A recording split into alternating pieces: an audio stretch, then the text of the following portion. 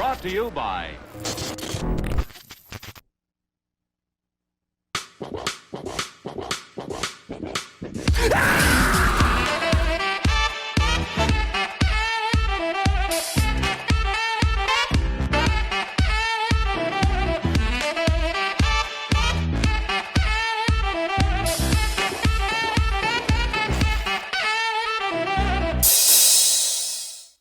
Hello friends, and to all mothers that may be watching, Happy Mother's Day.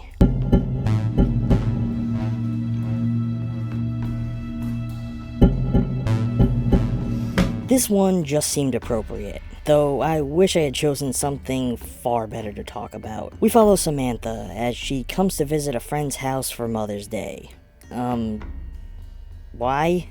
In true Texas Chainsaw style, she soon finds herself the victim of the absolutely deranged family that lives inside. This was crafted by a little group called Strange Films, and was their official sequel to their most popular film, which was also apparently adapted into a comic book called Cindy's Birthday Party. Now, I didn't know this going in, so I never watched the original film, but honestly I'm kinda glad I didn't. This was a film that suffered from a variety of flaws, which began early on with some staggeringly blatant elements of the plot which just didn't make a whole lot of logical sense. First of all, if it's Mother's Day, why exactly would Samantha be going to hang out over a friend's house rather than spending time with her own mother? I guess you could say maybe she doesn't have a mother due to some accident or something, but this is information that's never shared. The film's camera work is very poor. Many times its angles break the 180-degree rule, and its lighting feels as though they may have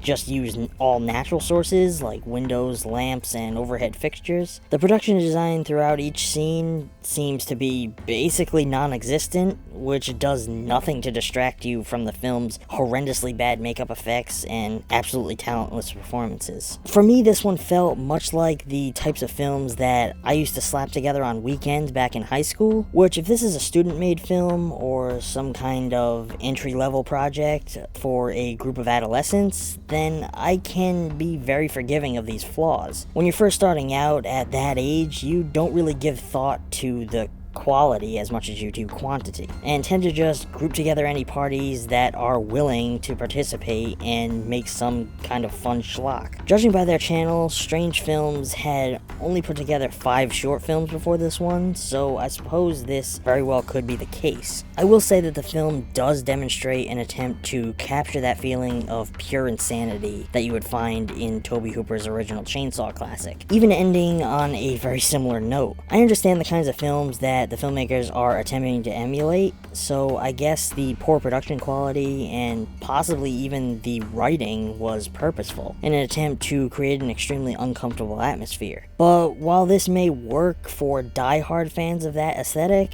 for your general audience, it's gonna fall incredibly flat. I'm giving Happy Mother's Day a D-. While I sort of feel like this one deserves an F, I can't seem to shake the feeling that it was done by filmmakers who are still in the early stages. So if this is the case, then I will give them that it was an absolutely ambitious effort. I may check out some more of their works in the future to see how much they've been improving. They do seem to have a strong drive to make films, which is honestly one of the best qualities that any young talent can have. So as I do with most aspiring creators, I look forward to seeing their talents grow. This episode of ETF is brought to you by Skillshare. Skillshare is an online learning community that offers opportunities to discover, learn, and teach from anywhere. With thousands of free classes for your career, passions, and everything in between, Skillshare empowers people to advance their careers, improve their lives, and pursue the work they love. And using our link down in the description, you can begin enhancing your skills with 2 free months of unlimited classes. Discover the future you have always wanted with Skillshare.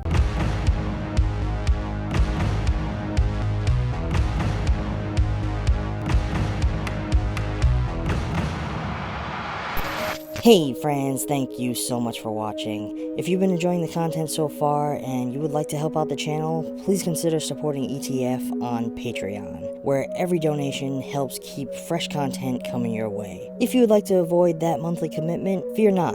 ETF offers a few other ways for you to get involved and help out. Feel free to check out our merch store over at embracethefilm.com, where you can get your hands on a variety of official merchandise from t-shirts and phone cases to mugs and tote bags, so that you can show your love of ETF wherever you go. And lastly, if you would like to donate to the channel, but you would rather not do it monthly and maybe want to give a little more generously, we also have opened up a PayPal account, where all donations are put right back into making fresh content for you to enjoy. But that's all for today, friends. Until next time, stay safe and keep embracing film.